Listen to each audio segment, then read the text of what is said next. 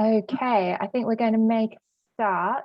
So good morning, everybody, and thank you for joining us this morning. Just like that. The webinar this morning is on rainforest plants, an introduction to lichens, bryophytes, and ferns. And this is going to be delivered by myself, Kate Hind, and my colleague, Alison Smith. We are based in the southwest of the UK, and we work on a project all to do with rainforests. This webinar is part of the Plant Life Fall into Nature with Plant Life series, which is an autumn series full of workshops and webinars. And you can find out about all of these on our Plant Life website. And the ones that have already happened are already up on our YouTube page, our Plant Life YouTube page, which the details of are going in the chat, so you can see those as well. As the webinar continues, myself and Alison won't be able to see the chat, but we do have a colleague on there who'll be able to answer some questions. But if you have any specific questions about lichens, bryophytes, or ferns, please can you hold on to them and put them in the Q&A, and then we have time at the end to go through those questions with you as well. So let's get started. Move on. To start, I've put this fantastic slide together with some beautiful pictures. And on the left is a stunning bryophyte. In the middle is this really vibrant fern. And on the right is this intricate lichen. And these are some of the species that we're going to be talking about today and where they grow in the UK. So during this session, we're going to talk about what temperate rainforest is and where you can find it. And then we're going to delve into ferns, bryophytes, and lichens. And we're going to give a really brief introduction on all of them. If you get really enthused by our session today, we do have some extra resources to help you learn more about them. So for the ferns on our YouTube page, there's a fantastic half-an-hour YouTube video to help you identify ferns. And then later in the new year, we'll be doing the same for bryophytes and lichens. And we're also going to have some self-led online learning courses for you. But back to today, we're going to look at the ferns and give you 4 key skills to help you identify them when you're in the woods. And then we're going to tell you about a couple of our favourite species. Then we're going to talk about the bryophytes and a little bit about how they help manage water in the woods. And then again, I'm going to show you some of my favourite species. And then finally, the lichens, some of their hidden potential. And Alison is going to show you some of her favourite species as well. So the first thing we're going to do is, we haven't done this before, but we want to do something interactive with you. So if it doesn't quite work, we'll just move on. But what we've got is an interactive Wordle. So if you have a smartphone with you or are able to open this on your computer, if you could put in slido.com into your browser, or there is a QR code. And then if you go in through slido.com, you will have to put this number 563547, and that will bring you into our live Wordle. And what we're asking you is to, in your mind, picture a rainforest. And what 3 words best describe this image? So if you think of a rainforest, what are the 3 words that best describe it? And then live, your words will populate the screen, and the words that people type the most will come up bigger. So as you can see, it's already happening. We're getting lush, humid, green, wet, vibrant. Oh, someone's put tapirs. I think that's like the Amazon rainforest. Gloomy, shade, ferny, steamy. Yes, it can be really moist and warm. Enchanting, that's a lovely word. Luscious toucans, that's what I would think of as well. Oh, I'm really chuffed this works. That's fantastic. So as you can see, everybody's adding things, but the words that are coming up most are green, lush, biodiverse, they're very diverse, humid, noisy. I can imagine a tropical rainforest could be very noisy. Oh, this is brilliant. Look at this going. Someone's put invertebrates, undergrowth, a mosaic. I think that's really important when you think of a rainforest. It has a lot of, it's not homogeneous. There's lots of different things going on and lots of different microhabitats within the rainforest. Great. Okay, thank you so much for contributing to this. And the kind of words that I want us to think about is that it is lush, green, humid, wet, biodiverse, and damp. And that are the words that maybe you think of for a tropical rainforest, but we're talking about a temperate rainforest. And those same words describe a temperate rainforest as well. And the temperate rainforest in the planet, only 1% of the planet has the right climatic conditions for this temperate rainforest. And the UK is one of those places. So I want you to think about those words and how they describe temperate rainforest as well. And I'm now going to show you a fantastic video. Move the slide on. So Plant Life made this brilliant video earlier in the year, and it was filmed in the Lake District. I have a feeling that I might need to just reshare my slides because I don't think I added the sound on, so just bear with me. One of those things, oh no, I had, but you always have to remember to check. So we made this film early in the year, and it was filmed in the Lake District. And I want to show it today to really give you that feeling of what a temperate rainforest is. I'm just going to press play.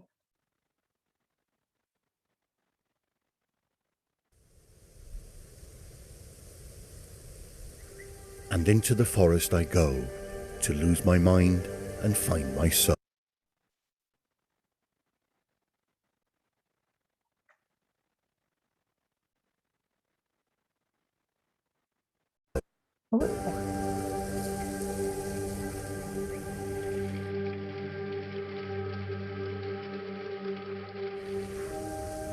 The beauty of these magical woodlands has inspired poets.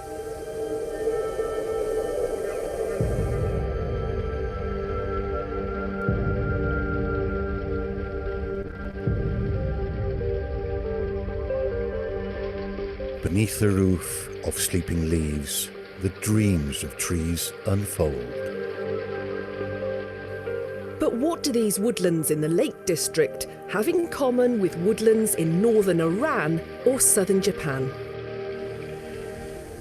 They're part of the world's great temperate rainforest and home to exceptional and exceptionally rare plants.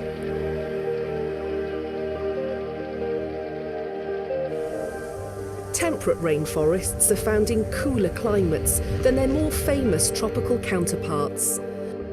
From the Pacific Northwest to southeastern Australia and northwest Europe, these places are some of the last remaining strongholds on the planet. Here on the western coasts of Britain and Ireland, from Scotland through to southern England, these ancient and globally scarce rainforests are making their last stand.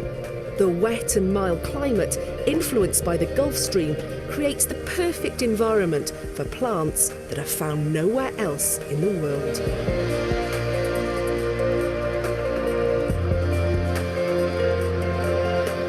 Our temperate rainforests are one of the oldest living ecosystems, and this long history, plus a good dosing of rain, results in these spectacular habitats. But what truly defines them are these amazing little life forms, lichens, mosses and liverworts. And it's these organisms that make these places so special and of international importance.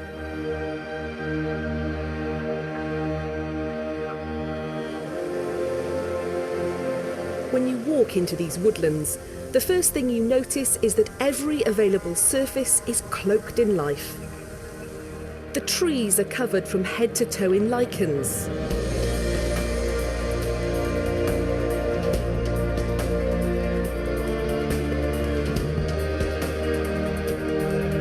and the boulders are carpeted in mosses.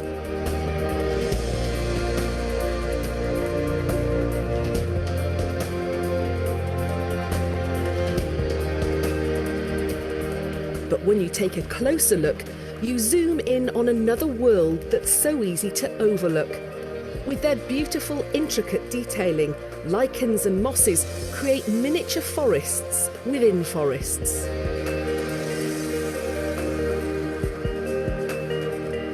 Rain that isn't absorbed by the lichens and mosses cuts its way through the landscape as waterfalls, ravines, rivers and streams. The closed tree canopy locks in moisture, creating the humid microclimate that is the essence of a rainforest, where life can thrive.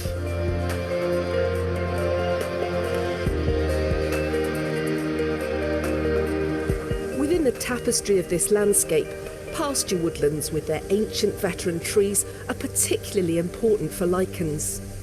Generations of farmers have grazed their animals in these woodlands, their careful management creating open spaces to allow sunlight to flood in, which is essential for a rich lichen flora. But Britain's temperate rainforests are under threat. Habitat loss, pollution, climate change, and invasive species are all taking their toll. Tree diseases such as ash dieback can also ravage a landscape like this, and ash trees are often home to some of the richest communities of lichens, mosses and liverworts. So when a tree dies and falls down, the suite of life that it supports goes down with it. Plant life is working hard to protect these extraordinary woodlands and the life they support. If you'd like to help us, you can donate. With opportunity, the world is very interesting.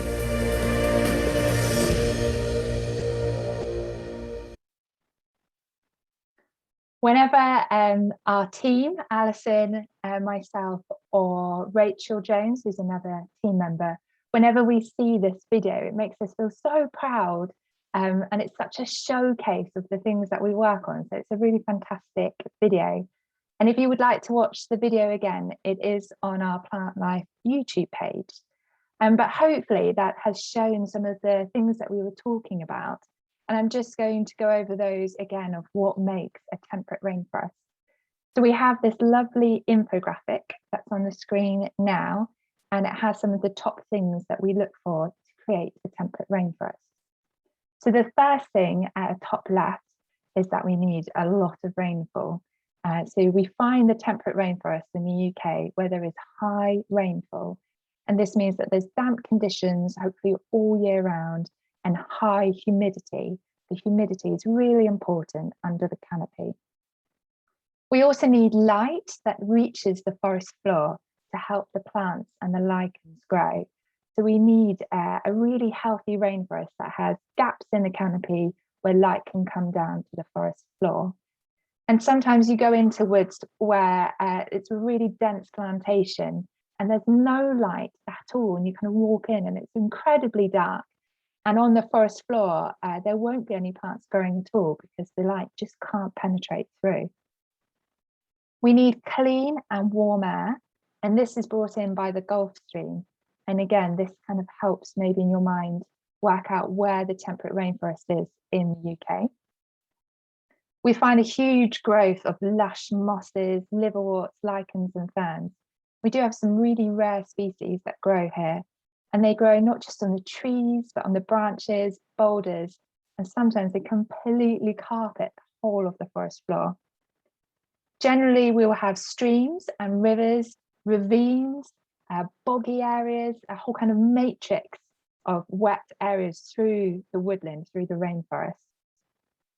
In the understory, we will have different tree species that never make it up to the canopy. So we might get some beautiful holly, hawthorn, alder, rowan, the rowan particularly up in Scotland, and they never will make it up to the canopy. They're smaller tree species, but they add to the diversity of things growing in the woodland. And then we have native deciduous trees as well. And they will be of a mix of ages, which is really important. So we have oaks and ashes, and we'll have saplings all the way up to veteran trees, which are big, large trees over 400 years old.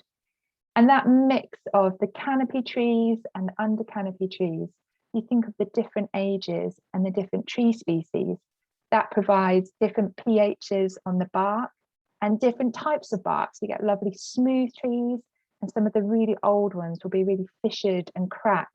And you get lots of different lichens in particular that will grow in there. And then these woodlands take 400 years or so to get the correct conditions in the woodland so that you get a diverse range of plants and animals growing there. So it's a real mix of different things that you're expecting to find in these temperate rainforests, and that allows there to be a real diversity of species growing there. So on this map, we've shaded in where temperate rainforest is in the UK. So right at the top, Westland, Scotland. I was there a few weeks ago, and as you're driving through the temperate rainforest, you can even spot some of the special species, the fantastic lichens, just driving through them. It was incredible. And then we have them in the Lake District in Wales. Again, a lovely wet environment with lots of lovely temperate rainforest there.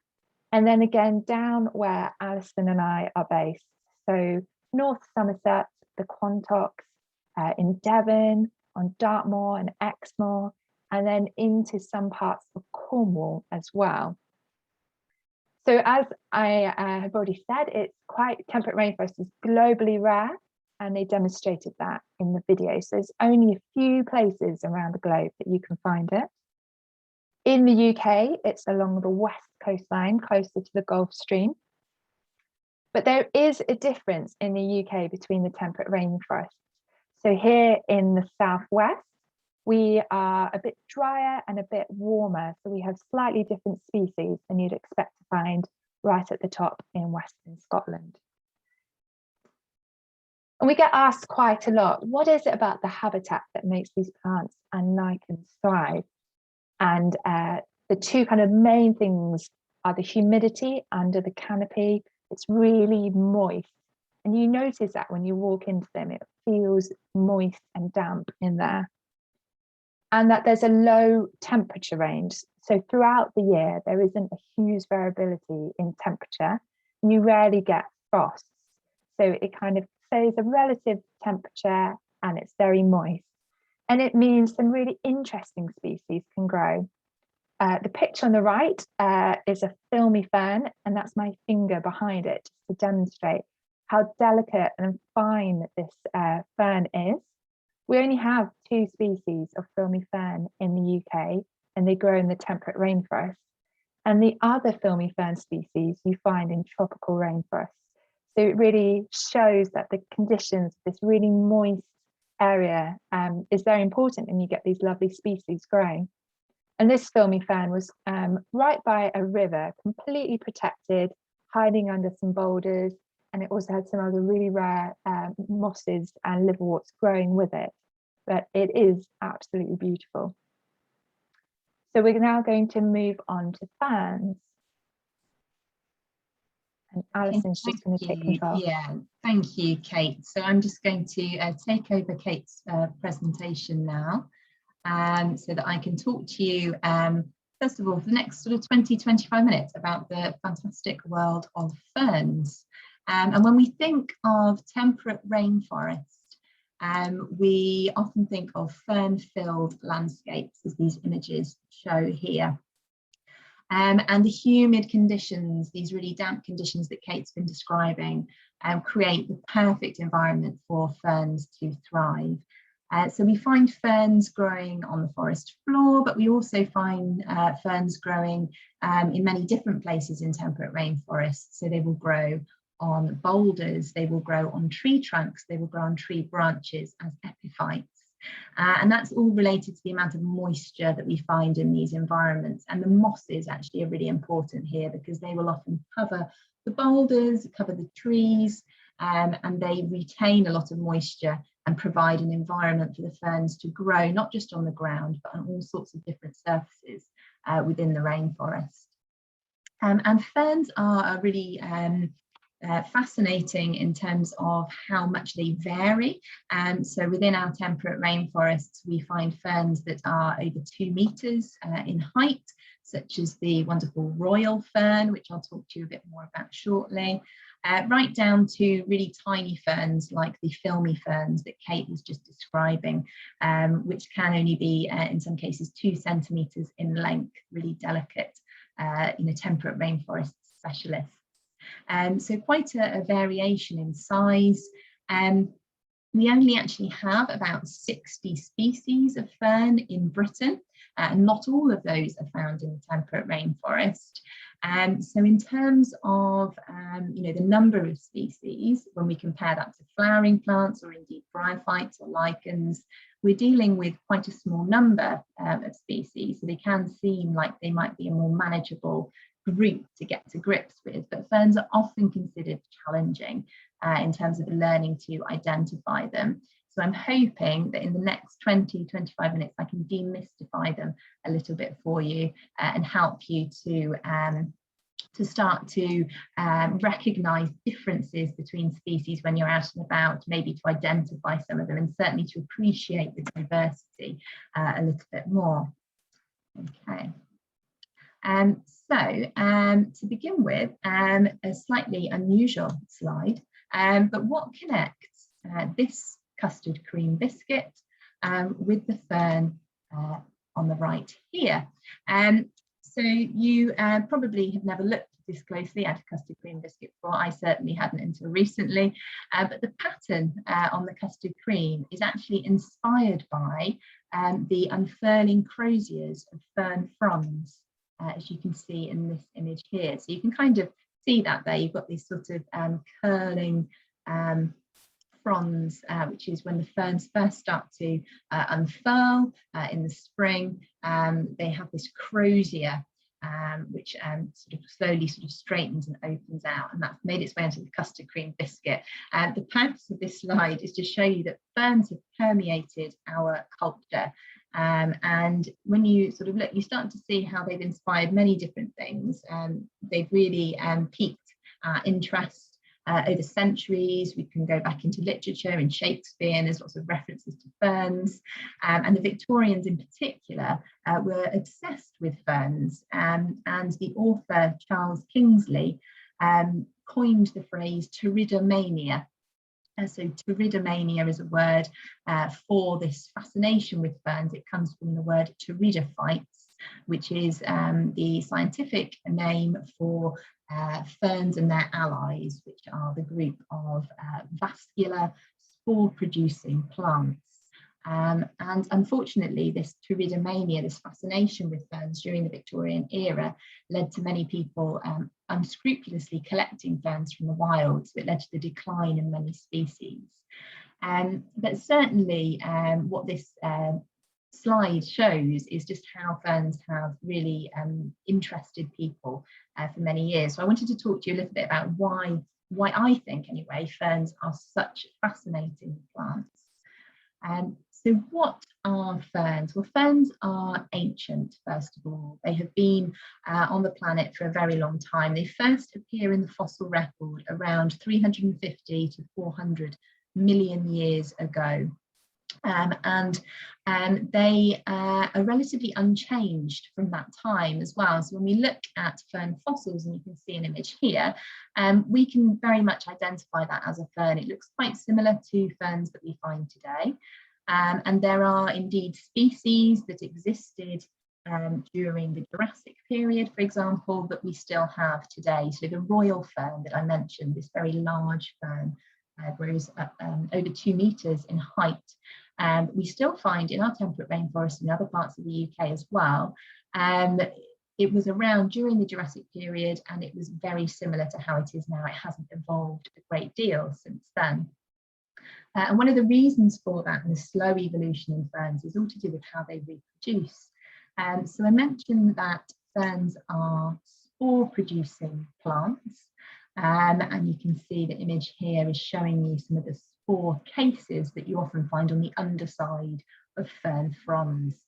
So do make sure, if you haven't looked before, next time you're out walking in the woods, this time of year, you can still see these on many of the fronds. Have a look on the underside, because these are really fascinating structures. So ferns reproduce by means of spore production. And I've got a little diagram here. I don't want to get too technical, but this is just showing the fern life cycle. And they have a really fascinating life cycle, because it's sort of a two-part life cycle. And they begin as a tiny little green prothallus, a little structure that you probably haven't seen before, very, very tiny, so you don't generally notice it out in the wild. And it's called a prothallus. And on this tiny little green structure is where you find the sperm cells and the egg cells. And what needs to happen in order for fertilization to occur, so that we actually get the plant that we recognize as a fern growing, is water needs to run across the surface of the prothallus, pick up some of the sperm cells, and then run across and deposit it on the egg cells, and then fertilization occurs.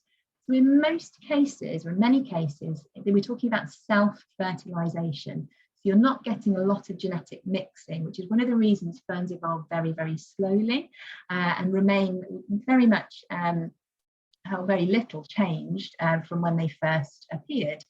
We have this very sort of slow process of evolution due to that self-fertilization. Once that fertilization has occurred, as I say, we then get the plant growing as we know it, the fern with its fronds, and then the spores are produced usually on the underside of those fronds. And we're going to look a little bit more shortly at what those structures look like and how they work. So ferns are ancient, they're spore-producing plants. It's a very primitive form of reproduction that came long before flowering plants evolved.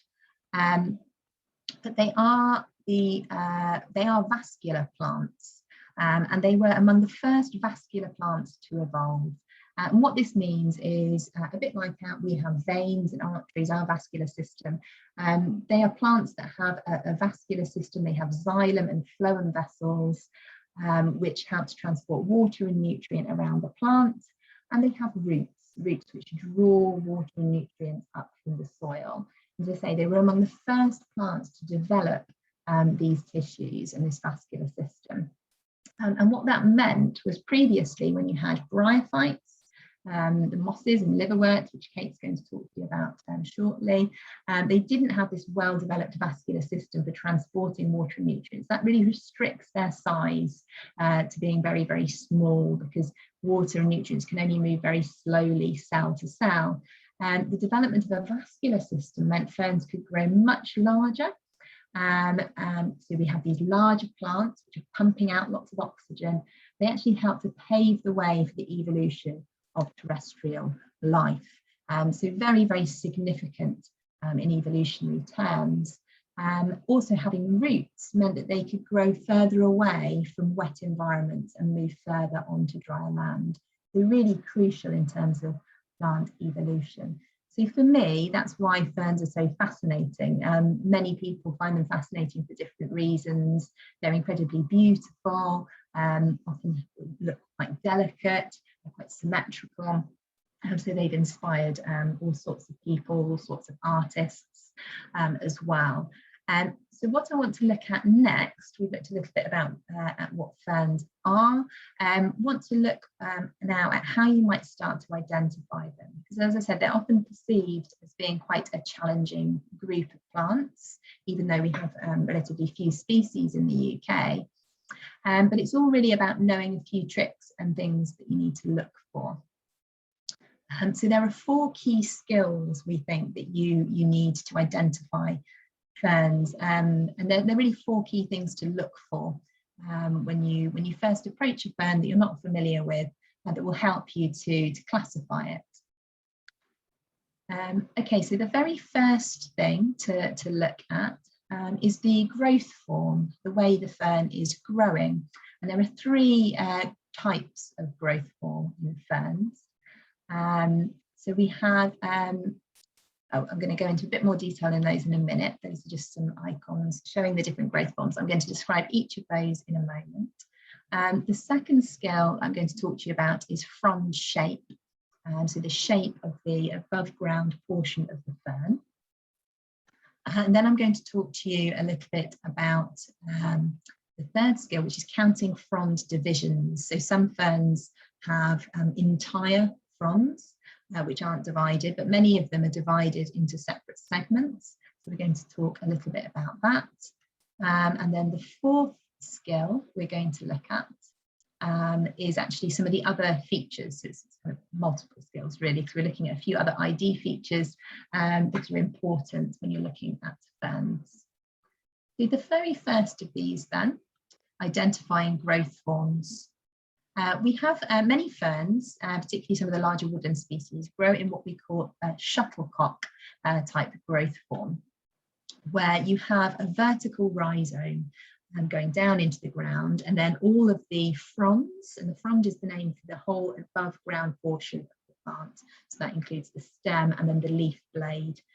All of the fronds emerge from one point in the ground, and then they're coming out at a sort of 45-degree-ish angle. They're not very lax, they're quite upright.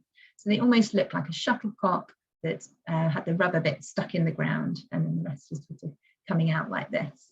And so that's a shuttlecock-like growth form. Most of our large woodland ferns grow in this way. We then have the open rosette. So this is similar. Again, there's a vertical rhizome, and all of the fronds appear to arise from the same point in the ground or the substrate, but this time it's more lax, so they're not particularly upright. The fronds actually lie back, often touching the ground in an open rosette. And then, quite different, we have ferns that grow, oh, there's an example of an open rosette there. We have ferns that grow on a creeping rhizome. Bracken's a classic example of this. So you actually have a creeping rhizome under the ground, and then the fronds appear to arise separately from the ground, but they are actually connected on this underground rhizome. So that's why bracken is very difficult to get rid of, because you're often dealing with actually a very large area of creeping rhizome underground with all the fronds connected to do that. Creeping rhizome is another example here. I'm going to talk a bit more about this one. This is the Polypotty fern, which is very prevalent in the temperate rainforest, growing on branches of trees like this. And actually, this may all be one plant connected on a big creeping rhizome growing underneath that moss. So identifying growth forms is a really useful thing if you want to identify ferns. Next, assessing frond shape. So the fern fronds are different shapes. Some of them are very, very narrow.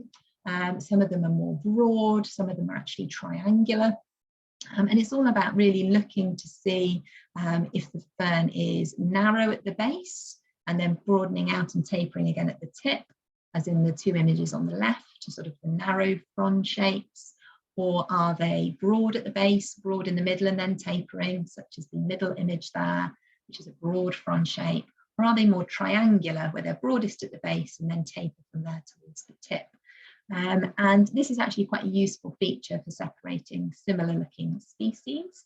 And the far right image there is showing a frond which is actually made up of multiple triangular segments. And this is where you have something like bracken, where the segments coming off actually have their own long stem. So it actually gives the appearance of a frond that's made up of multiple triangular segments. The third skill is all to do with counting frond divisions. And this is probably one of the most important skills and one of the most useful when it comes to identifying ferns.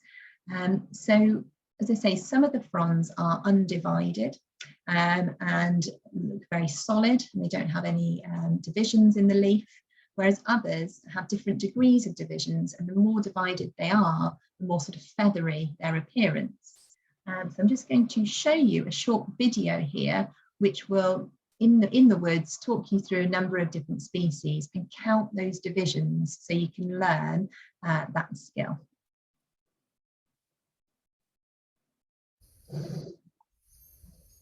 Here we have a fern whose fronds are undivided. So you can see these rather glossy, shiny, thick fern fronds aren't broken up into any smaller segments at all.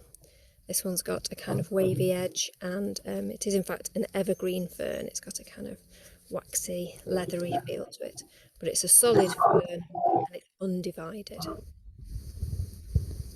This little rather yellow frond is an example of a frond that is divided once, or pinnate. So if we count the stem as 0, we count out from the stem just once. These are the pinner, and they're not further divided up. These little sections are solid. So this fern is just divided once. So 0, 1, which makes it pinnate. So we've got this beautiful big fern here. Let's see how many times divided these fronds are. So let's take a closer look. So if we count this central stem here as 0, it's divided up once into these segments which we call pinna, and then twice into these smaller segments called pinnules. And if we take a really close look here, you can see that they aren't divided any further.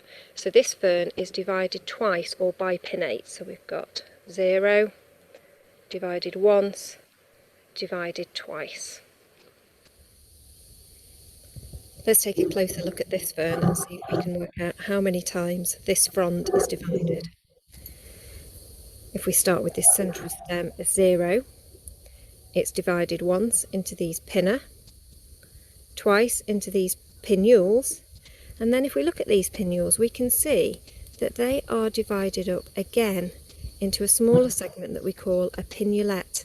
And these little pinnulettes are actually quite finely toothed, and you might almost think that it was divided up 4 times, but this is a tripinnate fern with a frond divided up 3 times. So we've got 0, 1, 2, and then these are broken up further, so it's divided 3 times.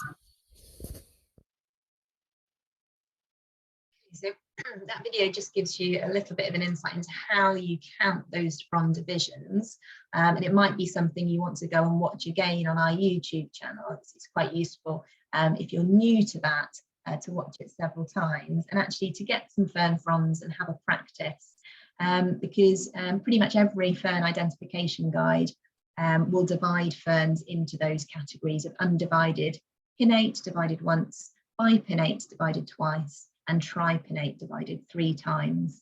So getting to grips with that is really important for being able to identify the ferns. Okay.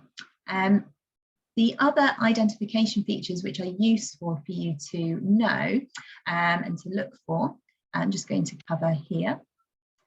So we have the spore cases. So I mentioned that ferns are spore producing plants, and actually the structures that produce those spores are really useful in identification, and in many species those are on the underside of the frond.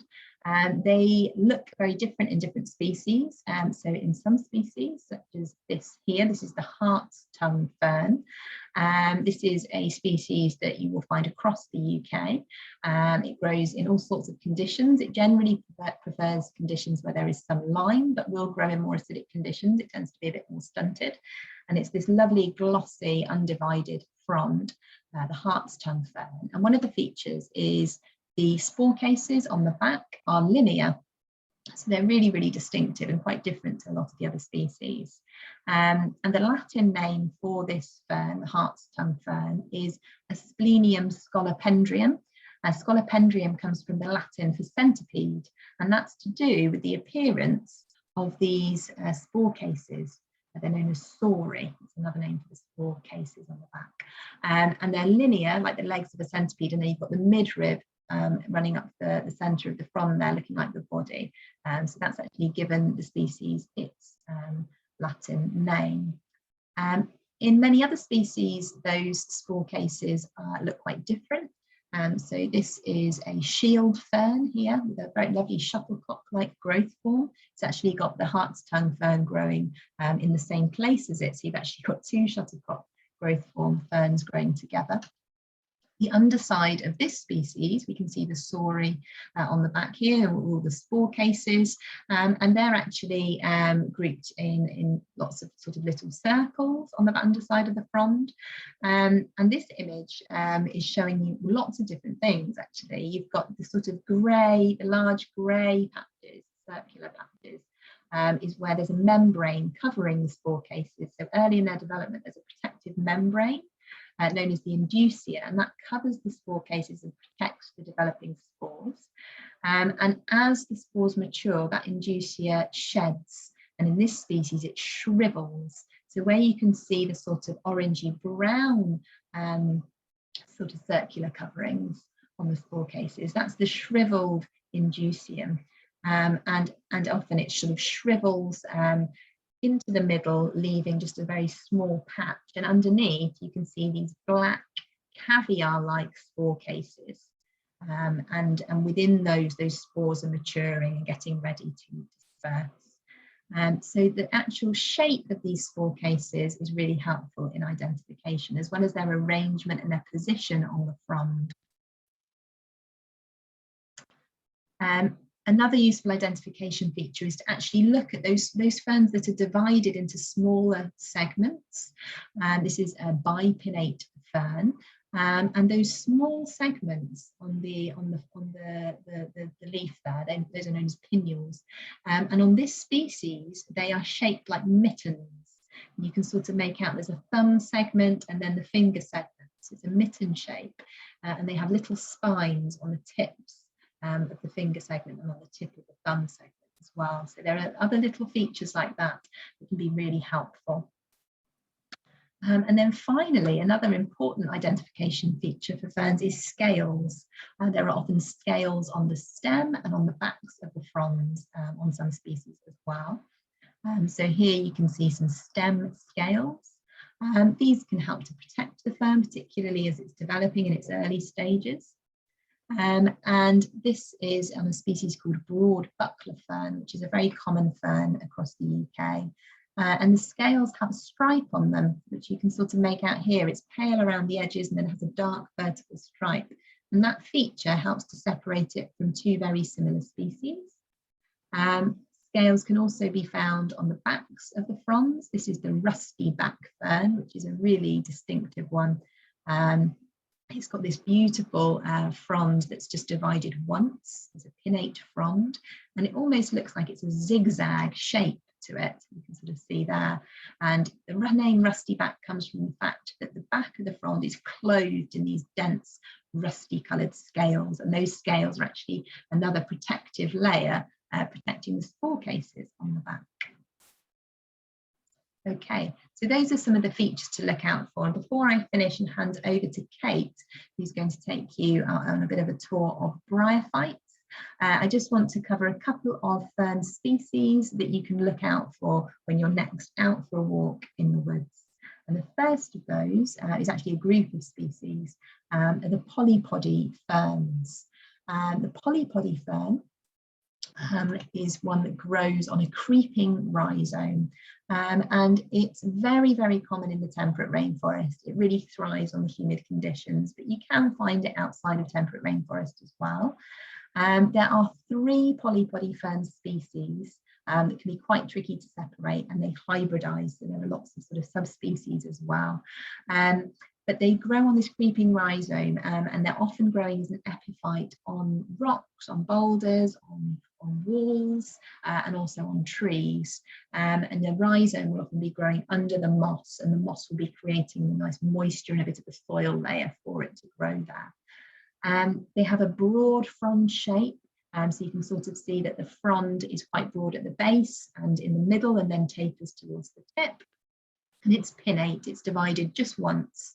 So you have the main stem running up, and then one set of divisions coming off of that. It's known as a pinnate fern. And you can see here up in the canopy, lots of it growing on this tree.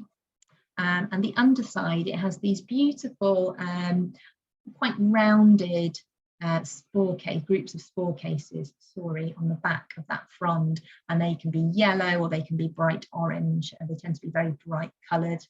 So it's a really nice one to look out for. And the word polypody means many-footed, and it comes from the fact that it's growing on this creeping rhizome. So it's like feet, many feet creeping along the branches and the places where it's growing.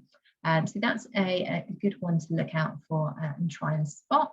Remember to look up into the canopy to see it. And then another one I'm going to show you here is the scaly male fern. Now this is one that you tend to find more in the west, in upland areas and in acidic areas. In more lowland areas and less acidic places, you're more likely to see the common male fern, which is closely related. And this is a fern that grows in a shuttlecock, and it has a more of a narrow frond shape, and it's bipinnate, divided twice. As you can see, the shuttlecock-like growth form there. And one of the really distinctive things about this one, as you can probably tell from the name scaly male fern, is it's covered in very, very dense scales that run all the way up the stem. And it gives it this sort of golden colour, which you can see particularly on the young fronds when they're unfurling, and you can really see the stem there covered in these golden scales. They've actually recently separated it out into a number of different species. One of them is called the golden maley scale fern, which is pictured here because it's got these really beautiful goldy bronze scales that grow on it. So that's a little bit of a whistle-stop tour of ferns. We run full-day courses on introduction to ferns, and so this is really just to give you a little bit of a flavour for the fascinating world of ferns, what they are, their evolution, and a couple of species to look out for. But I would highly recommend going out and having a look for these two species, and you can get a copy of our Plant Life Ferns guide as well, and that will introduce you to a few more and take you through these steps again to help you learn to identify those. I'm going to hand over back to Kate now to take you through the bryophytes.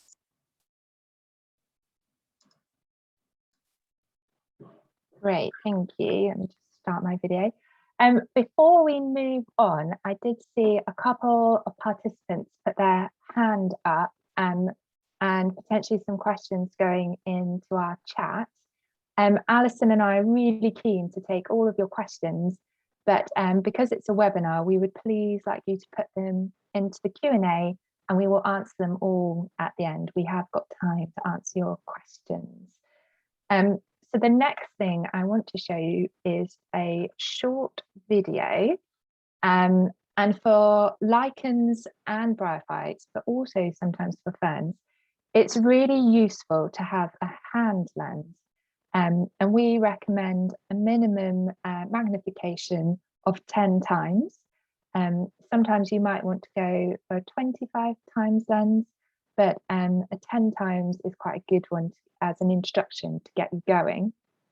And we just made a really short video on how to use it because we've seen quite a few people pick them up and not be quite aware how best to use them, and then really struggle to see some of the features we're asking for because they're not getting enough light coming through the hand lens. So I've got a very short video I'm just going to show you on how to use one. When looking at mosses, ferns and lichens, you sometimes want to look a bit closer to see the features. So we use a hand lens which helps magnify the features for you. The most important thing you need is access to lots of natural light. Now if you're looking at something on a twig or a branch, you have the hand lens close to your eye and then you bring your specimen forwards and backwards until it's into focus. If you're looking at something attached, like a branch or a trunk, again, you will move your head forwards and backwards, but you just need to be careful of any twigs around you so you don't poke yourself in the eye. There are two different magnifications we would recommend. So for ferns and lichens, we would recommend a 10 times magnification, but for mosses, we would recommend a 20 times magnification. And hopefully you picked up on our little health and safety comment there as well. So be careful when you're looking at things in the field that you don't accidentally get poked by something close to your eye. But yes, you can buy hand lenses easily online. Oh, moving on. So I'm going to now talk about bryophytes. Bryophytes are quite new to me. I only started learning them a few years ago. And before I started to learn about them, I kind of just assumed, particularly moss. Moss was just moss. It was green. It covered some walls and rocks, and that was it. I didn't realize that there was such a diversity in mosses. And now I absolutely love them. I think they're fantastic species to look at. So I'm going to show you some of the different ones that you get, and hopefully you'll see there's a real variety and diversity in them that we have in the UK. So the bryophytes cover 3 different groups. They include the hornworts, the mosses, and the liverworts. And we don't have many hornwort species in the UK, so I'm going to focus just on the mosses and the liverworts. They are some of the oldest plants on the planet, a bit like the ferns, with estimations of over 400 million years old. They don't have any roots at all, which gives them a real adaptability to live in lots of different places in different conditions. Their leaves are only 1 cell thick, and they do tend to live in really moist areas, which is why they live in the temperate rainforest, because as we've already said, it's a really moist place. There are some species that have adapted to live in drier places. So you do find them on sand dunes or in deserts, and they have the ability to completely desiccate out. And then when the conditions are right again, they can start metabolizing again once they're wet enough. They have a really interesting life cycle, which I'm not going to go through today because it is quite complicated, but there are some really good videos on YouTube by the Naturalist Museum and the Linnean Society that go through fertilization. But one of the key things is that they need water to start the fertilization. And they don't have a complex water transport system. So they don't have specialized cells like vascular plants that have their xylem and phloem that transport water around. They do still have a transport system, but it's not these specialized cells that you get in vascular plants. We do get asked quite a lot, why are bryophytes important? Why do we want to protect them? Why are we studying them? So I'm going to go through a few of the reasons now. So one of them is they are substantial contribution to plant biomass. And if you look in this picture, that's really clear. Everything is covered in moss. So that all of the floor, all of the trunks, all of the branches are covered in moss. So they're a huge part of the plant biomass in this woodland here. They're a really important habitat and food source. And in a minute, I'm going to show you some of the mosses, and you can really understand that because they create this fantastic habitat for small animals and invertebrates to live in. And the picture down here is a cheeky tardigrade that lives within the mosses and feeds in there. And it's a really important species that lives there. They are involved in regulating the climate under the canopy. Because they are a bit like a sponge and they can hold lots of water, they do help keep the conditions right and lovely and humid under the canopy. They are involved in flood prevention, and you may hear of people using particularly a moss called the sphagnums involved in different kind of flood prevention schemes around the UK. And the sphagnum mosses can hold up to 20% of their, 20 times their weight in water. So that's amazing how much water they can hold. And you see that that can be really important in helping with flooding in different parts of the UK. They have an important role in ecological succession. And as I said at the beginning, I think of them originally growing on kind of walls and rocks. And that's because they can colonize these kind of bare ground and bare areas. And then it allows other things to come in and grow there afterwards as well. And a bit like the lichens, which Alison's going to talk about in a bit, they are indicators of the environment. So they can be used to indicate the health by if they're growing in certain places. you can understand what's going on in that particular habitat. I mentioned water regulation. I'm just going to say a little bit more about that. So sphagnum mosses are the moorland mosses generally, and that's what we think of. They also do grow in the woodland, and this is a picture I took of some sphagnum growing in the wood. And they do hold on to that water, and that helps keep the woodland, the temperate rainforest, moist all year round. They also maintain moisture in the soil, so they act as a bit of a barrier for water kind of transpiring out of the soil and keep it locked in. And as I've said before, they do play a role in humidity. They help keep it moist under the canopy. So some of these other really important species, like the filmy fern I showed before, can thrive living under there. And they are involved in reducing woodland bank erosion. So I have a couple of videos here, which hopefully I can show you. These I took of them growing along a woodland bank. So let's see if they will play. So this is a liverwort, and it's completely covered a woodland bank. And as you can imagine, when it rains, the water will just go across the leaves. And so it doesn't have the opportunity to pick up loads of the soil and different minerals and wash it away. It kind of keeps it in the bank. And this example here is of mosses. So this is another bank, and it's completely covered again by a variety of different mosses. So when it rains, again, it's helping keep that woodland bank from eroding and losing soil and the nutrients. It all stays in the bank. They also, the mosses are very good at filtering out different compounds. And a study in Sweden was recently published a couple of years ago, where they've been doing lots of mining, and there was a lot of arsenic coming into the water table. But a moss was growing there within the arsenic water, and they discovered that it can take out over 80% of the arsenic in the water in an hour. And so that's got lots of different people and scientists and researchers thinking, well, how can we utilize this? And now different mosses are being used commercially to help filter out different minerals and compounds from water.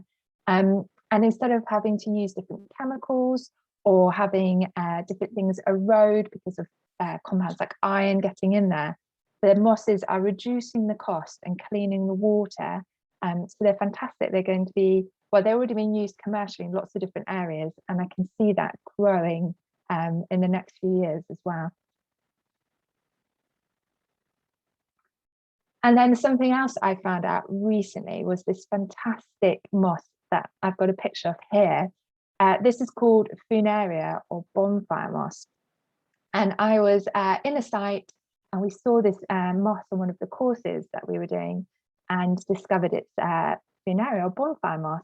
And this is where on the site they do all of the bonfires that they have when they're managing the woodland. And lo and behold, the bonfire moss was growing there. But they found in studies in Portugal that this moss can help land recover from fire damage. So if it's growing in the woodlands, mosses, where there's been a fire, it reduces the loss of sediment and organic matter when it rains. So it stops a huge amount of runoff of soil and organic matter. But also the mosses are really quick to colonize the bare land. So if this is able to grow back where there's recently been a fire, it can quickly act to protect the land again from runoff. So if you have a fire in the summer, like we saw lots of fires in Greece, if they can get the mosses to grow and protect it from the winter to stop some of that runoff coming through. And if you want to learn a bit more about that, the EU have published this little article about it. It's called the Science of Environment Policy. And it's all about a study in Portugal using funeria to reduce the runoff from after fire damage in Portugal. So these are really interesting things that I didn't know about mosses until I started to look into this, and how important they can be in the environment, but also to help us with things like climate change. So I now want us to have a look at some of the moss species. But we have over 20,000 species of moss in the world and over 1,000 in the UK. So it's quite difficult to know where to start. So the first thing I'm going to do is get us to look at just some of the shapes of the mosses to help you get your eye in to see the range of diversity. So on this slide, we have 5 different shapes. The first is a bird's eye view, and it's like a star. The second one looks all the leaves are folding over, curving to one side. The third one is looks like a stalk with a blob on the top. It's called a sporophyte, and these are present not all year round, but they really do help with identification when they are present. The fourth is a divided moss. It's a bit like the ferns. This one has got 1 division, it's pinnate. And the fifth one is what we call tripinnate. It's divided 3 times, and it gives this lovely feathery appearance. So I've just shown you these shapes, and now I'm going to show you a video of some woodland mosses that resemble these shapes.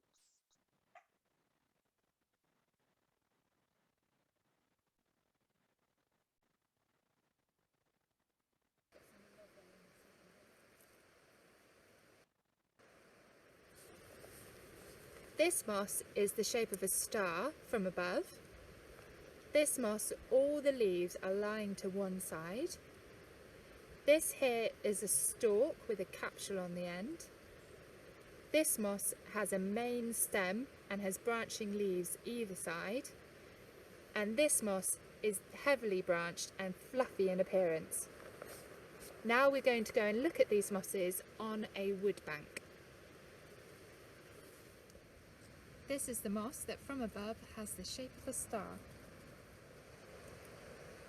On this moss, the leaves are long and thin and tapered, and they all lay to one side, as you can see on this one here. Mosses don't reproduce by seeds, they reproduce from spores. As you can see here, there is a stalk with a capsule on the end where the spores come from. This moss has a central stem with branches either side. This moss is highly branched, giving it a fluffy, feathery appearance. So we find that video really useful to demonstrate to people that there is a real range of diversity in mosses. It's not just something green growing on a rock. And hopefully that you can see that. We just picked 5 random shapes and we were able to find them just on that wood bank. Now I want to go a little bit further into identifying mosses so that if you go into the woods today or at the weekend, hopefully you'll be able to spot some. And I'm just going to go through some of the key things that you need to look for first. So first I'm going to talk about mosses. And if you use any field guide, they will get you to break them down by the 3 main growth forms. So we have them here. We've got one called acrocarpus, one called pleurocarpus, and one called sphagnum. Now the sphagnum mosses, we could do a whole session on by themselves. So I'm not going to go into those today, but with the acrocarps and the pleurocarps, we're going to have a look at a couple of examples. So with the acrocarpus mosses, they tend to be quite erect mosses and the leaves spiral all the way around the main stem. If they have a sporophyte, as shown in this picture, the stalk and the capsule on the end, it always comes from the top. Whereas with the pleurocarpus mosses, if there is a sporophyte present, it doesn't come from the top, but some are on the stem. And the pleurocarpus mosses tend to be more flattened and branched, and they also can look a lot messier as well. Now the sphagnum mosses, just to help if you do see them, they seem to have a pom-pom on the top, and again their sporophytes come from the top, but there's always more than one. So in this diagram you can see there's 3. And then looking at the liverworts, they also have 2 main growth forms that you can use to help identify them. So there's the fallows and there's the leafy liverworts. So the phthalo liverworts don't really have a distinct leaf. They're kind of these lovely fleshy pieces. And in this diagram, they've got some some pores on the top. Whereas the leafy liverworts again, are more flattened, and they have pairs of leaves going down the stalk. So they do look very different, but the leafy liverworts can sometimes be confused with some of the acrocarpus mosses. So I'm going to show you 2 mosses and a liverwort to look out for.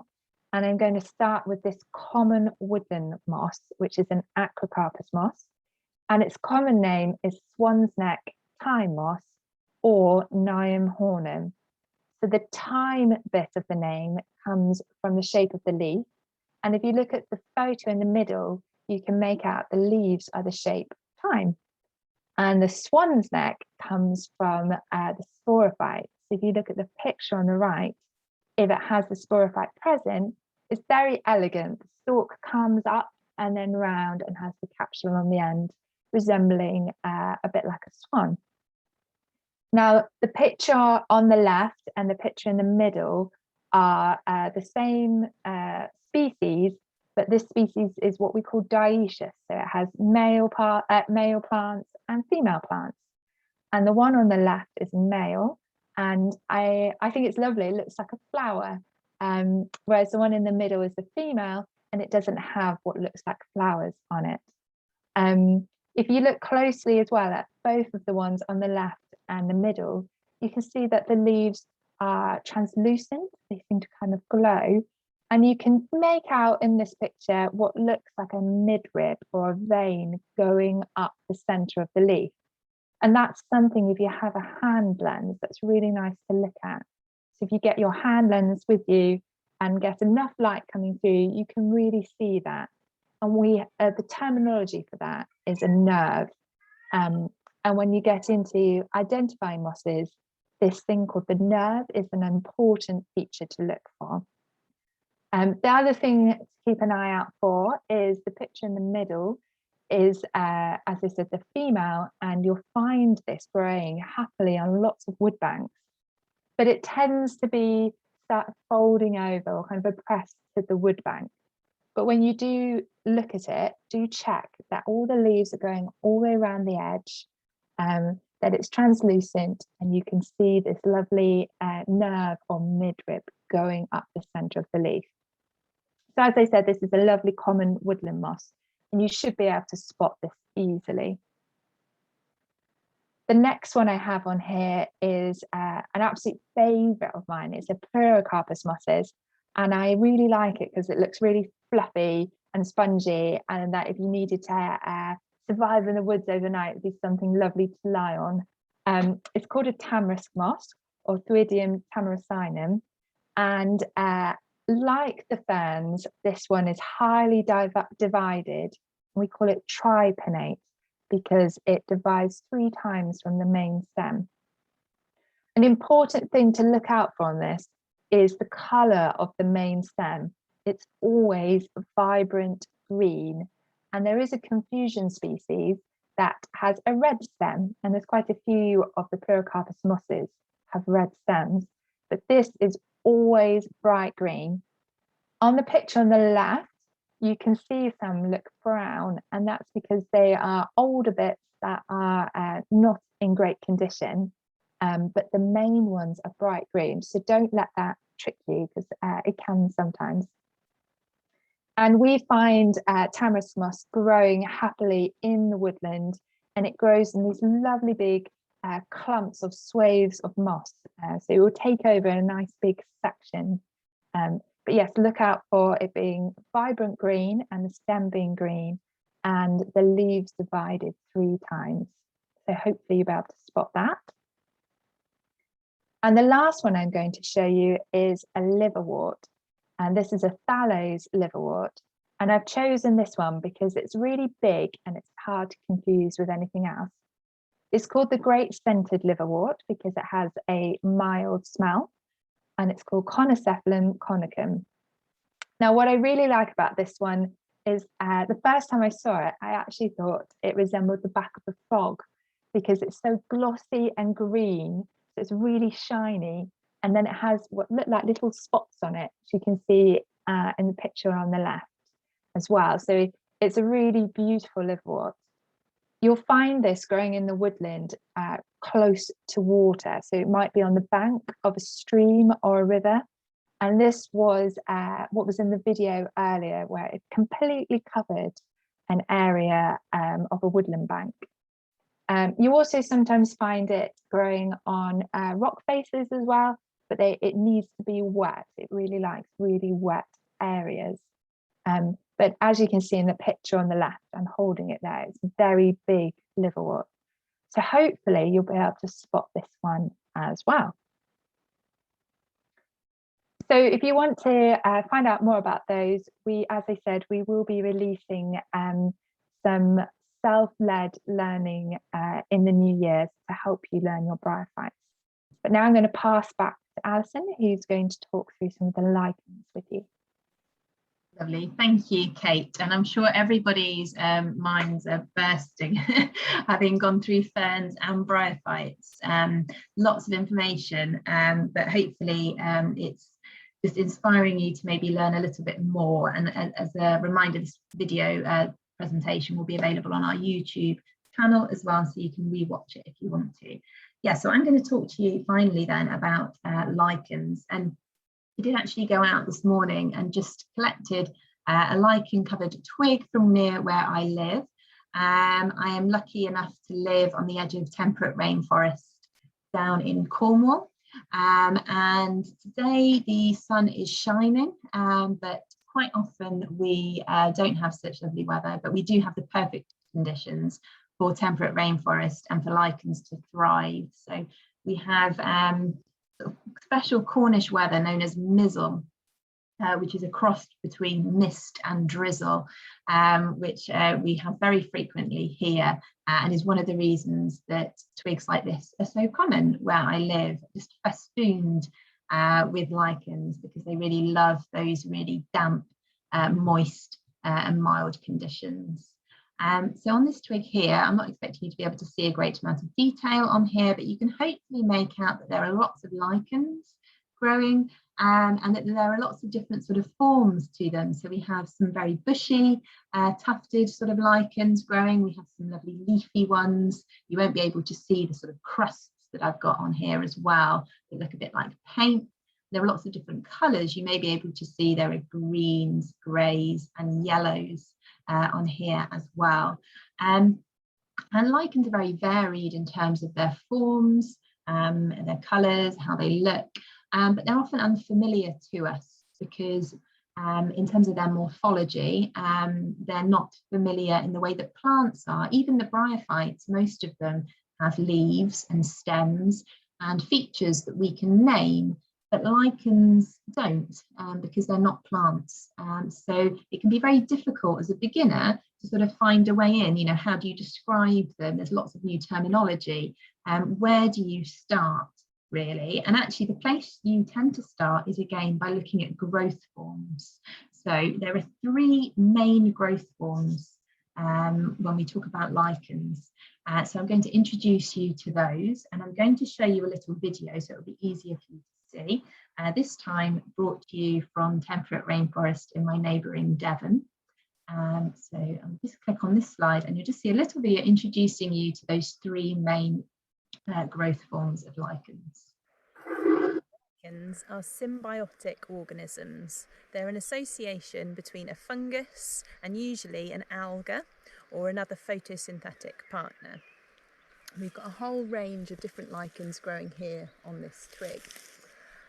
So there are three main growth forms of lichens. We've got all three of them on this twig. So we've got the bushy lichens here, which are also known as fruticose lichens.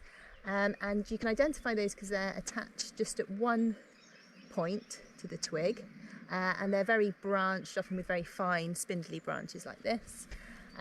We also have our foliose lichens or leafy lichens, and these ones are attached at many places, and they have a distinct upper and lower side, and they're usually attached by little rhizines that look like roots, but they're not actually drawing up any water, they're just there to attach them to the surface, and you could easily peel those away if you wanted to.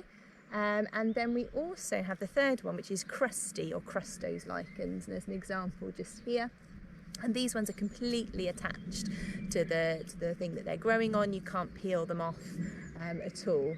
They look as though they've actually been painted on to the twig or rock that they're growing on.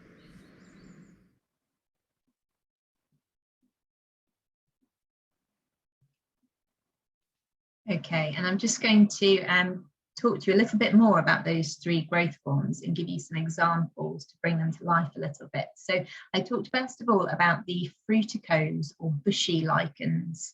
So you can see these here, and some of these fruticose or bushy lichens, such as those on the left hand of the slide, are quite upright, sort of tufted, short branches.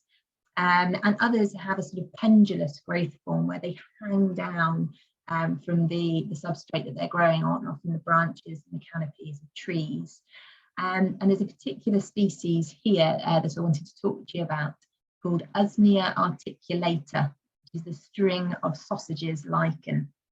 So with these bushy lichens, there are several genera that you're likely to encounter. One of the larger ones is the Usneas, or the beard lichens, and they have these very fine wispy branches that are actually rounded in cross section. So some of them, other species, are flattened, like in the top left hand corner, the image that you can see there. They look quite coral-like, but all of the Usneas, all of the beard lichens, their stems and their branches are cylindrical, and they're very, very fine. But if you were to cut through them and take a cross section and then look at the end, it would be rounded. And this particular species, Usnea articulata, the string of sausages lichen, hangs down from the branches like this. And then it's got these, some of these branches are inflated and then constricted at intervals along their length. So they look like a string of butcher's sausages. And they hang down like this, and this actually helps to make them more sort of airborne. So these detach very easily from the main lichen, and then they will blow in the wind. And then often they'll land on nearby branches, perhaps neighbouring trees, and it helps the lichen to spread over a short distance and colonise new areas. And quite often in a very well lit area, these lichens need lots and lots of light, you will see them strung up in the canopy of these open grown trees, sort of looking like streamers. So really quite remarkable to see. And this species is one that we have particularly in southwestern temperate rainforest. It's one of our sort of special species that we have an international responsibility to conserve. It's quite rare elsewhere, including in other parts of the UK. And it is a really strong indicator of clean air. It cannot tolerate much pollution at all. So you tend to find it in really good, high quality temperate rainforest sites, and also on isolated trees, and places like Dartmoor and Exmoor. So if you're in those areas, it's a nice one to look out for. But elsewhere, you may see other Usnea species. They might not be hanging down like this. They might be more tufted, sitting on tops of the twigs. And they won't have the inflated string of sausages lobes, but you will recognise an Usnea, a beard lichen, because it's got the very fine wispy branches and it's cylindrical in cross section. If you were to cut through one of those branches, it would be rounded. So a good one to look out for. And we're finding that as air pollution, particularly in urban areas, reduces, you're actually starting to find some of the Usnea species even in urban areas. Where I live, the city of Plymouth is not too far away, and in some of the larger parks you can find some of the Usnea species actually growing on the twigs of those trees. Okay, then I'm just going to look again at foliose lichens, which I mentioned second in that video. So these are also known as the leafy lichens. And these ones differ from the fruticose lichens because they have a very distinct upper and lower side, and they are attached in multiple places to the substrate that they're growing on, usually by these little root-like structures called rhizines. And these they're very, very diverse. There are many different species, but I just wanted to draw your attention to the species in the left-hand corner here, Palmatrema pilatum. The common name for this lichen is the sea storm lichen. And common names for lichens have just been invented recently. Really. There are many that don't have common names at all. They only have the Latin, the scientific names. But the common names have been given to try and help make them more accessible. In some cases, I feel that the common names aren't that descriptive or useful. But this one I love because I think it really conjures up a stormy sea when you look at this lichen. It's a leafy lichen that's got these really curled up edges. And if you look closely, you may be able to see in that image the edges of those lobes look sort of powdery, and it reminds me of frothy waves breaking on a stormy sea. And that powdery margin that this lichen has is actually a very special way of reproducing. It's a form of asexual reproduction. So those little granules that are scattered along the edges of these lobes are called ceridia. And what ceridia are is they're little propagules that contain both the fungus and the alga that makes up the lichen, and they detach and then they can blow. They're quite small, they can blow in the wind, they can land in another suitable spot, and then a clone of the parent lichen will then start to grow in that place. So that's a really clever thing that many lichens can do. The top right hand image is showing another couple of foliose lichens. One of them, the bright yellow lichen, is another one I'm going to talk to you about a bit later on. Its name is Xanthoria parietina, and it has lots of common names. I can't remember any of them off the top of my head right now. I think sunburst lichen is one of them, yellow wall lichen. So it's got lots of different common names people have given it. But you can see on that photograph that there are these round structures on it, and these are fruiting bodies of the fungus. They're known as apothecia, but we also sometimes call them jam tarts. They look a bit like jam tarts with a crust around and then the filling in the middle. So as well as reproducing asexually, as we saw on the sea storm lichen, lichens can also reproduce sexually, and the fungal partners produce spores as the lichen. They send out spores, hundreds and thousands of spores into the atmosphere, which then need to meet up again with their correct photosynthetic partner to form the lichen. I'm going to talk a little bit more about that in a moment. The final growth form of lichens that I mentioned are the crusty or crustose lichens. And these again are hugely diverse. I just wanted to point out a couple of interesting features.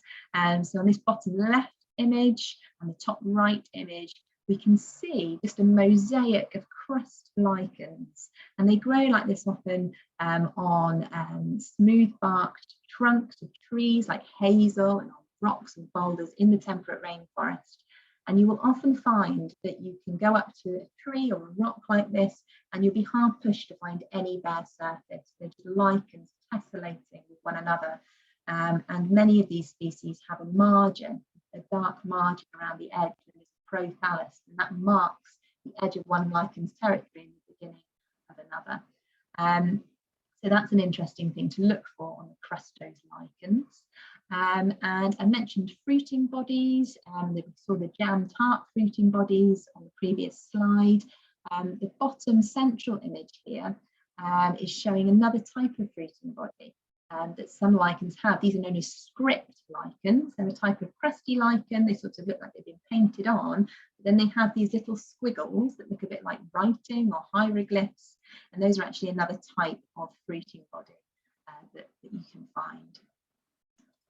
Okay, so what actually are lichens? Usually I start with this slide, but I wanted to kind of introduce those growth forms and a bit of the diversity first. So I touched in the very beginning of that video on what lichens are, that they are a symbiotic relationship between a fungus and then a photosynthetic partner, which is either an alga, usually an alga in 90% of lichen species, or in about 10% of lichen species, it's cyanobacterium. There are some lichens that actually have a fungus, an alga, and a cyanobacterium, such as the right-hand image there, which is showing the tree lungwort lichen, a really rare and special lichen of our temperate rainforest, and that actually has both photosynthetic partners involved. So we have this sort of to be a symbiotic relationship with the fungal partner being what you really see, which forms the main body of the lichen. It forms the cortex, which is sort of like the surface layer, and then just underneath that surface layer is where you find the photosynthetic partner. So it's near the surface, so it's able to get the sunlight and use that to make food for the partnership. And the fungus actually takes most of that food immediately once it's made. And then the alga or the cyanobacterium in the partnership is thought to benefit from having a more sort of stable environment provided by the fungus. Beneath the algal layer or the cyanobacterium, you've got a larger, a thicker layer of fungal hyphae with lots of gaps that can hold lots of moisture, so that can help prevent the alga or the cyanobacterium from drying out, whereas living on its own, it could be more vulnerable to desiccation, more vulnerable to herbivory. There are scientists who feel that it's not really a true symbiosis because the fungal partner is the one that really is dependent on the photosynthetic partner. The fungi that are involved in lichens cannot survive on their own. They completely depend on the algae or the cyanobacterium. So once those fungal spores have gone off into the atmosphere, they need to meet up with the photosynthetic partner pretty quickly in order to survive. Whereas the algal partner and the cyanobacterium can be free living and they can survive on their own. So is it a true symbiosis, or is it more of a case of the fungus sort of enslaving the photosynthetic partner? It's still something that's quite debated, really. There are also other organisms involved in lichens that we're starting to understand a little bit more about. There are yeasts found, and there are other bacteria involved, and the roles of those organisms are still being explored. But the important thing, I think, is that the fungal partner are responsible for most of the diversity in lichens. So about 1/5 of the entire fungi kingdom live as lichens, and that is their mode of nutrition, and they cannot live any other way. Whereas there are about 100 known species of photosynthetic partner. So most of the diversity is because of the diversity of the fungal partners involved. So I've got another short video clip here, just talking a little bit more about how lichens live and how they survive. The lichens don't actually possess roots. They draw their water, their nutrients from the atmosphere around them. And this enables them to grow in all sorts of environments and different places. So they're not restricted to growing somewhere where there's soil. They will grow on the trunks of trees, they will grow high up in the tree canopy on twigs, they grow on rocks, they grow on man-made surfaces. So the fact that they don't have roots enables them to survive in quite extreme environments where other things can't grow.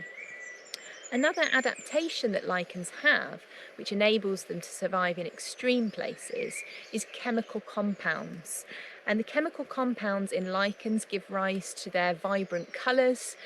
We see lichens that in our temperate rainforests are often greys and greens, but we also see lichens with yellows, pinks, oranges, reds, so all different colours, and this comes from these chemical compounds, and they play a vital role in helping lichens to survive. Up to 20% of the dry weight of a lichen is made up of the chemical compounds, and these compounds have different roles. So one of those is to protect the lichen and particularly the algae within from damage from UV, as lichens often grow in exposed places. The chemical compounds also have a role in deterring herbivores, and they even have been found to have an allelopathic role, which enables the lichens to compete with other plants and other lichens. So they actually emit chemical signals that prevent the other lichens and plants from growing too close or growing over them. So here on this branch we can see actually a mosaic of different crustose lichens, and you can see these little boundaries. Some of these have this thaline margin or this prothallus, which shows the edge of that lichen's territory. So on a very, very slow timescale, lichens are actually waging their own wars with other lichens and plants growing next to them and competing for space and that vital light that they need so much. Okay, so I talked a little bit in that video about chemical compounds in lichens, which is something I just wanted to give you a couple of examples of. There are many different chemical compounds found within lichens. So far, about a third of all lichens have actually been investigated for their chemical compounds. And people have identified about 350 different chemical compounds involved in lichens, but there are probably many more than that because there is still around 2/3 of the known species that haven't been investigated, and many more species that haven't been described as well. I mentioned UV protection is one of the roles that these chemical compounds have within lichens. So I wanted to give the example here of, here we are, yellow wall lichen, Xanthoria parietina, which is a really common species. So this is one that is actually pretty tolerant of pollution. So you will find this growing in all sorts of places, wherever you are in the UK. This is one you should be able to find. Usually growing on twigs and sometimes trunks, but occasionally also on rocks. And this lichen, the name parietina, comes from the fact that it's got the chemical compound parietin within it. And this compound increases when the lichen is exposed to sunlight.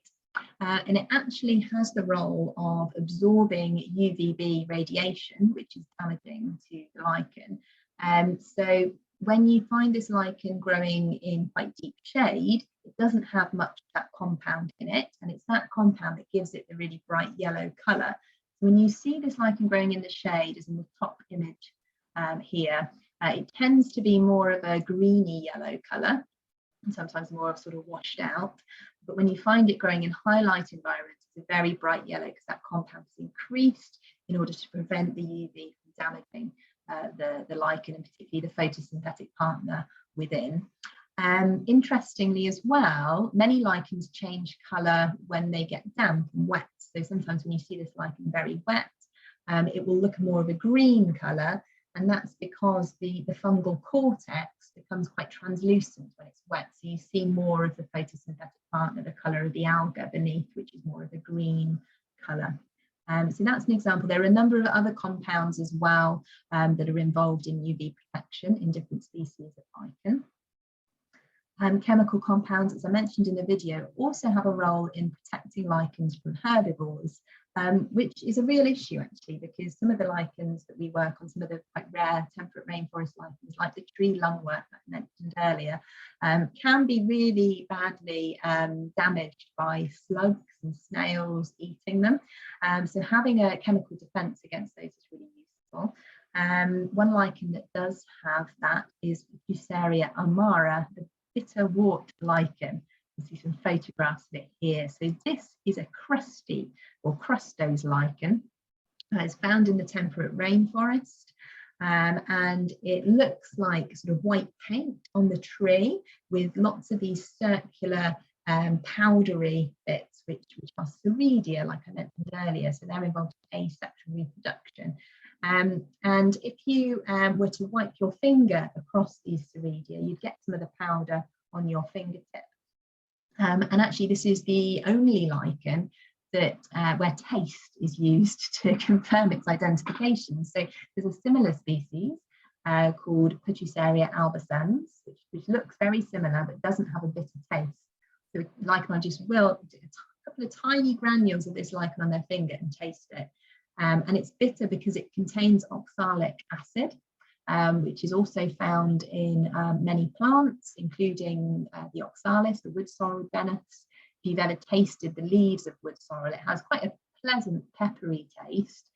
This isn't a very pleasant taste, it's a really, really bitter one. So when you've done this one time, you learn that you only need really one little granule on your finger in order to do the taste test. You don't want to use a lot of it.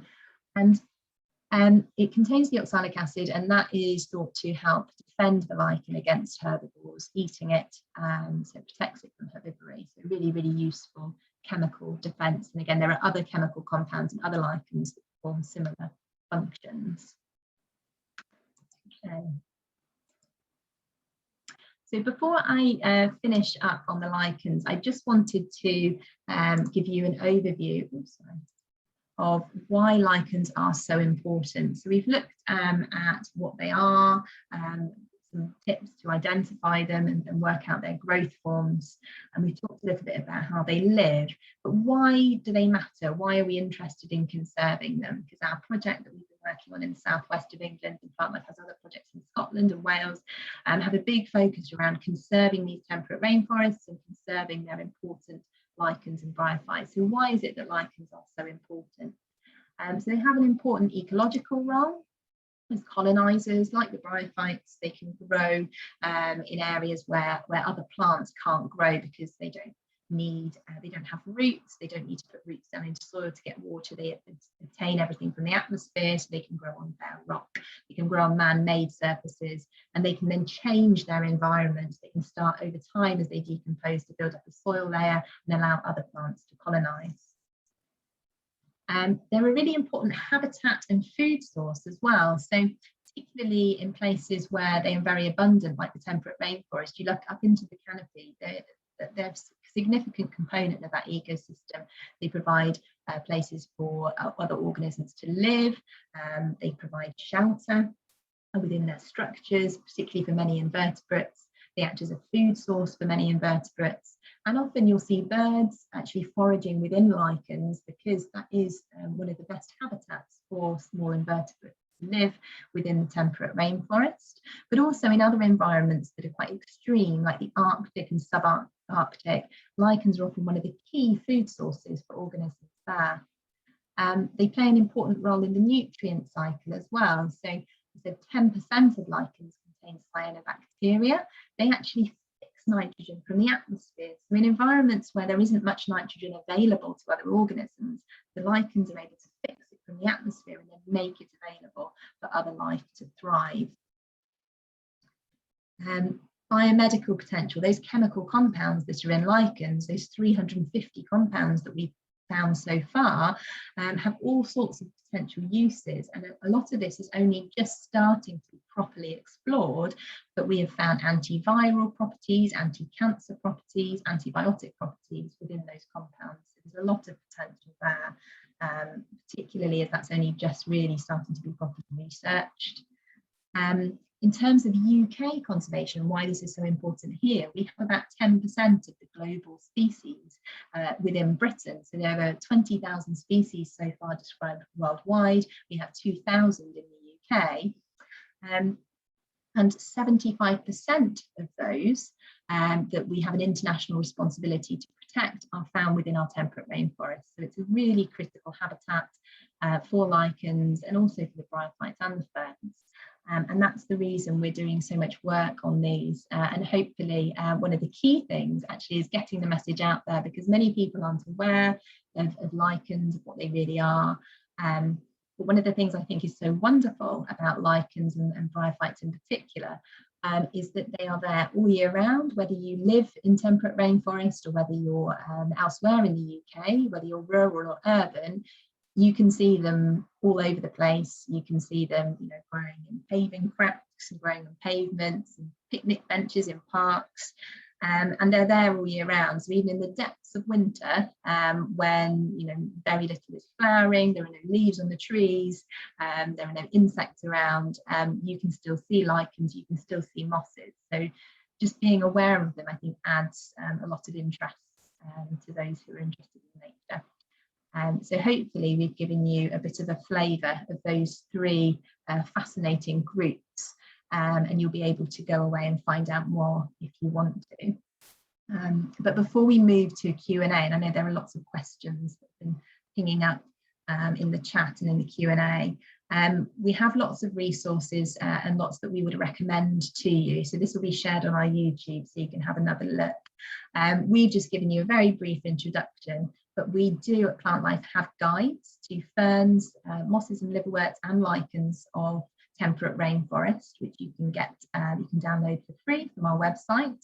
And we also have a number of other guides from other organisations which we really recommend to people, as well as the websites of the main societies, the British Geological Society, British Biological Society and British Lichen Society. They have a huge amount of useful information on their websites. And we also, as Kate has mentioned, are going to be having these interactive learning modules on our website that will take you through the material that we've covered today and much more information, and you'll be able to actually complete little tasks on there, go out and find things and look for things and learn more if you'd like to. So I think we're going to move now to a Q&A and try and answer any of the questions that we haven't already answered by typing to you. So Alison, I'm going to stop sharing and then we can all see the slides.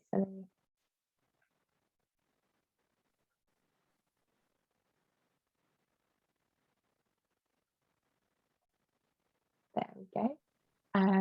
And yes, we've had lots of questions coming in through the Q&A. So I'm going to go through them and then direct them at myself or Alison. Right from the beginning, the first one we had is from Sarah Thomas. Thank you for joining us. Do mosses help create soils? Do you want to start with that one, Alison? Yeah, I can do. So, I mean, in the same way that lichens, I mean, they over time they will die and decompose and start to build up a humus layer of soil, which will then allow seeds from other plants to germinate. So, in that sense, yes, they do over time start to build up a sort of humus layer of soil or of decaying organic matter. The next one we have is in regards to lichens and pollution tolerance or intolerance, is it the fungus of the algae, or sorry, is it the fungus or the algae which is susceptible to pollution, or is it the whole association? Yeah, that's a really interesting question. I didn't answer that in the chat form because it's a complicated answer, I think. So pollution, those that are intolerant, pollution will basically stop the lichen metabolizing and stop it being able to grow.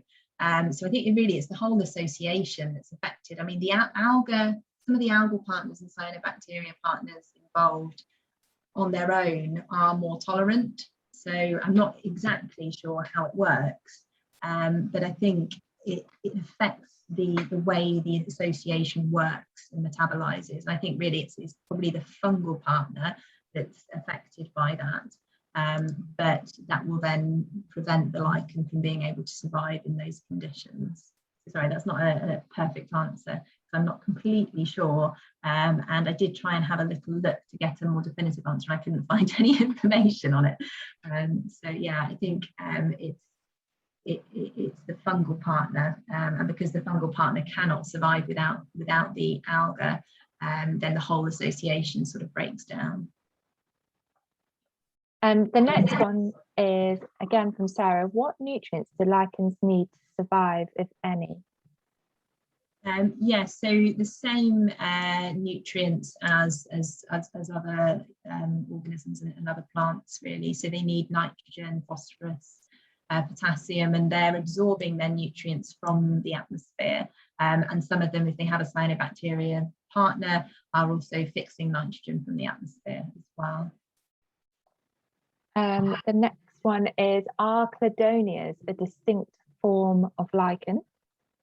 Yeah, so that's another good question. And yes, we talked about 3 main growth forms to sort of simplify things. There are some lichens that kind of fall into a different growth form. So cladonia is a genus of lichen. There are actually some cladonia lichens that are fruticodes, sort of bushy lichens. But many of them fall into another growth form, which is called squamulos. And squamules are like tiny leafy lobes that look almost powder-like. They're so small.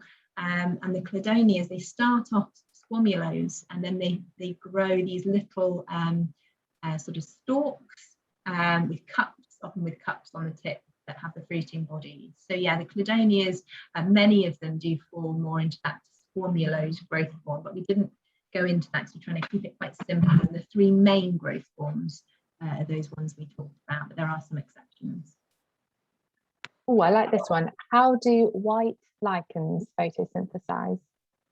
So lichens that are white or grey or colours besides green still have a photosynthetic partner, be it an alga or cyanobacteria, but you can't see the colour of that because the lichen contains another compound, which is then overriding that, if you like. It's the colour that you see because that compound is in the cortex, the surface layer of the fungus. So it's like the yellow lichen I showed as well. It does have green alga underneath, but you don't generally see that because the yellow compound is in the surface layer, the cortex, and that's what you see. The next one, are some species of lichens threatened by pollution? Yeah, definitely. So many lichens declined in the last century, particularly due to acid rain and air pollution. So one of the communities of lichens we do a lot of work on is the Liberian community, and the flagship species is the pre-lungwort, the Liberia pulmonaria, and that was devastated by air pollution. Its range contracted massively, and it still sort of clings on in the far west of Britain in some temperate rainforest locations. Disappeared from much of Europe as well. So many lichens declined due to pollution. Some of them now starting to recover a little bit as air quality improves. But some of them, they can be very slow to recolonize areas that they've been lost from. We've had a few questions about where the videos are. So Plant Life has a YouTube page. So if you go onto YouTube and search for Plant Life, it has its own YouTube page that will have the webinars on. And then our project has our own YouTube page.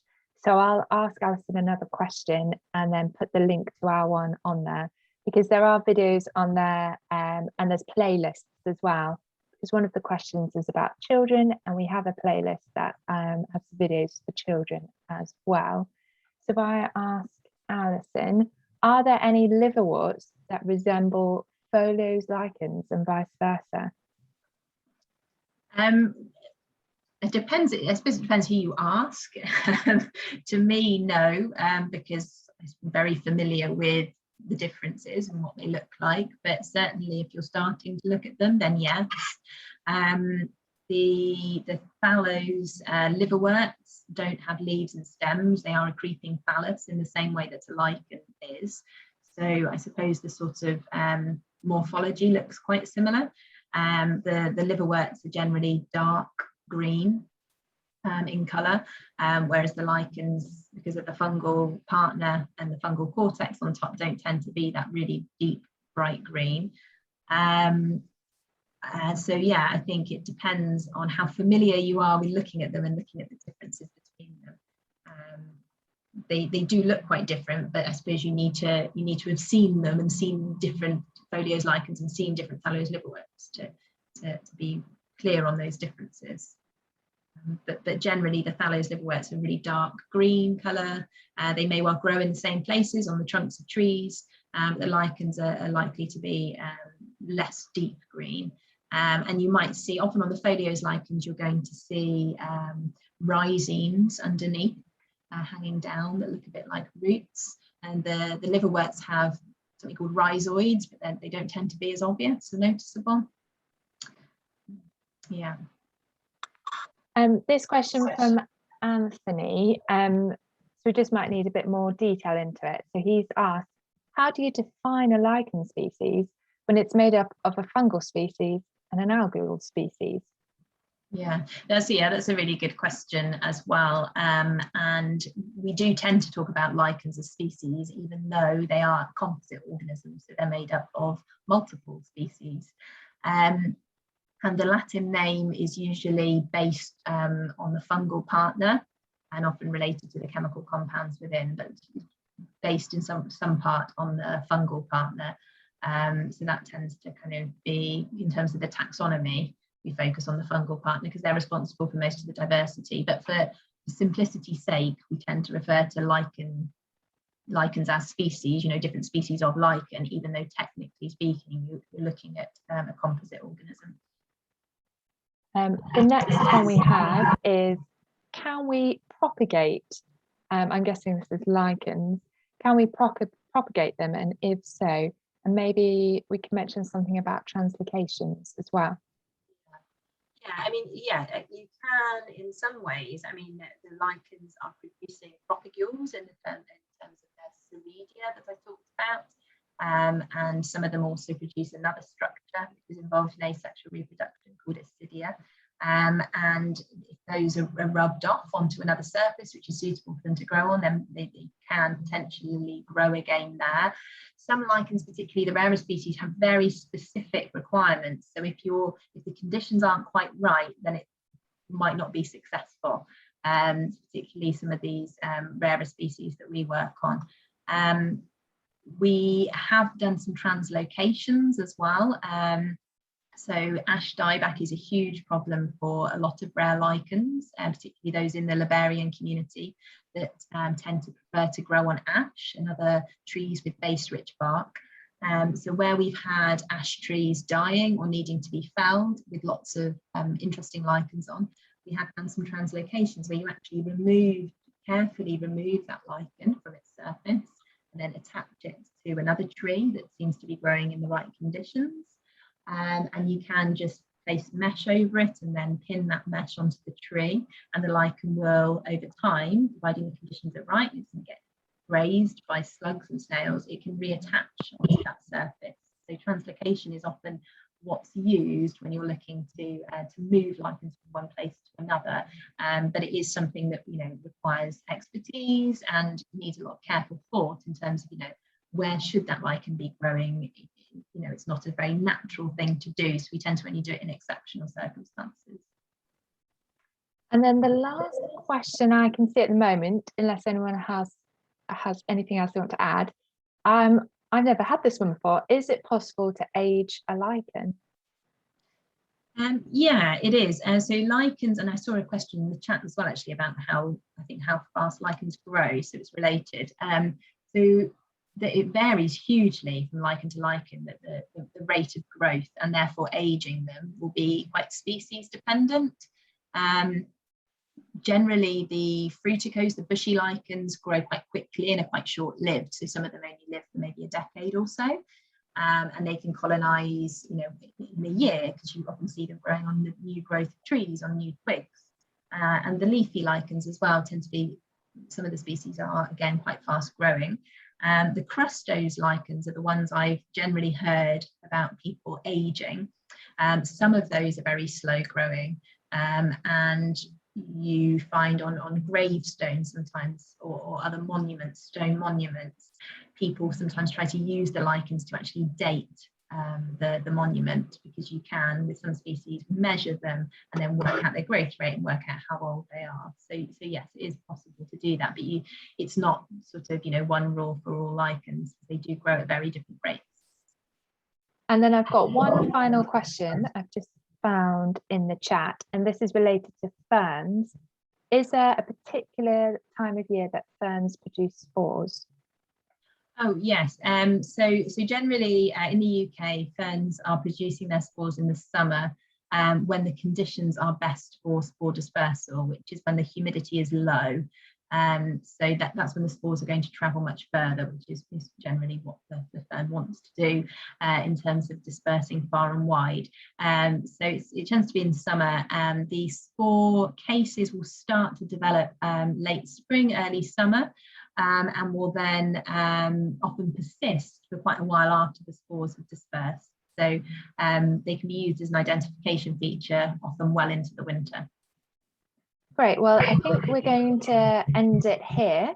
If you do have any more questions for us, both our emails are on the Plant Life website, so please do get in contact.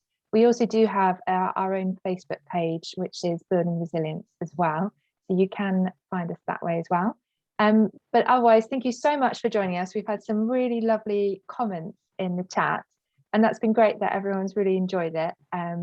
It's always a little bit nerve-wracking when you do the webinar, so I'm really happy everybody's enjoyed it today. And yes, please do check out the Plant Life website to see if there are any other workshops or webinars you might be interested in. And then on the Plant Life YouTube page, you can see them all going up once they've happened. So if you've missed any, you can catch up on those as well. But yeah, thank you very much from me and Alison.